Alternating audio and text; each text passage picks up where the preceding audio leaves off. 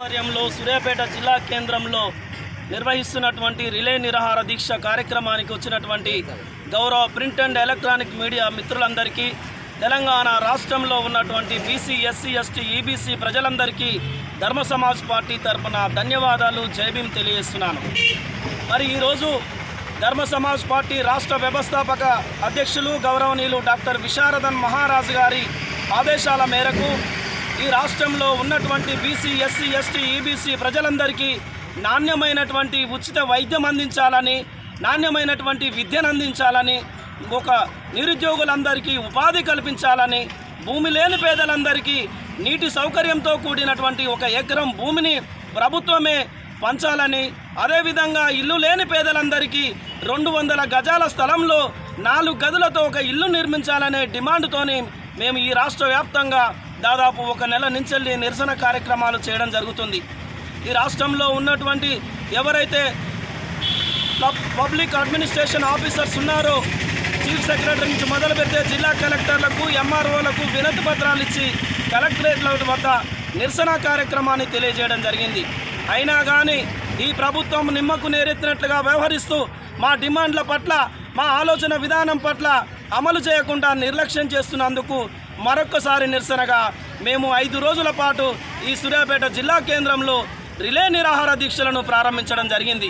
అయినా కానీ ఇప్పటికీ ఈ ప్రభుత్వం ఈ భారత రాజ్యాంగం చెప్పినట్టుగా, ఇందులో ఉన్నటువంటి ప్రియాంబులు చెప్పిన విధంగా ఈ కేంద్ర రాష్ట్ర ప్రభుత్వాలు పనిచేయడం లేదని మరొక్కసారి రాజ్యాంగం మీద ప్రమాణం చేసినటువంటి రేవంత్ రెడ్డి గౌరవ ముఖ్యమంత్రి గారికి మరొక్కసారి తెలియజేస్తున్నాము.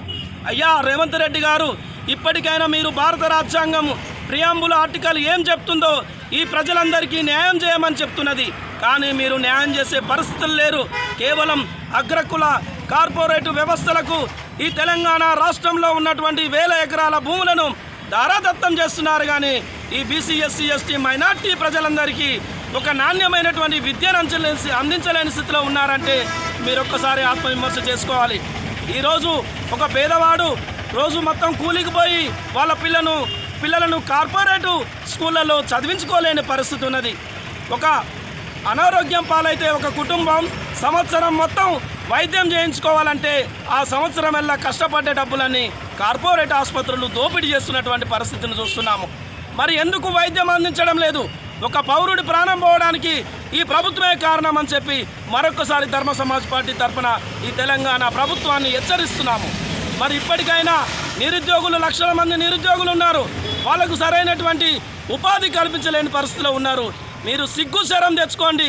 తెలంగాణ రాష్ట్రంలో ఉన్నటువంటి ఎస్సీ, ఎస్టీ, ఈబీసీ ప్రజలందరూ అగ్రకుల ప్రజాస్వామ్యవాదులందరూ ఓట్లు కావాలి, కానీ వాళ్ళకు సరైనటువంటి మౌలిక వసతులు కల్పించలేని పరిస్థితిలో మీరున్నారు. మరి ఇప్పటికైనా భారత రాజ్యాంగం చెప్పినట్టుగా నడుచుకొని ఒక మంచి ముఖ్యమంత్రి అని పేరు తెచ్చుకోండి. లేకపోతే మీ ప్రభుత్వం పైన మా అధినాయకుడు గౌరవ శ్రీ విశారదన్ మహారాజు నాయకత్వంలో మేము ధర్మయుద్ధం చేస్తున్నాము. శాంతియుతంగా ధర్మయుద్ధం చేస్తాం, లేదంటే ఈ రాష్ట్రాన్ని దిగ్బంధం చేస్తాం. అది కాకపోతే ఆమరణ నిరాహార దీక్షలతోని ఒక భారత రాజ్యాంగ విప్లవాన్ని తీసుకొస్తామని చెప్పి ప్రభుత్వాన్ని మరొకసారి హెచ్చరిస్తూ, మరి ఈ అవకాశం ఇచ్చినటువంటి పెద్దలందరికీ జై భీమ్, జై భారత రాజ్యాంగం, జై కాన్సీరామ్.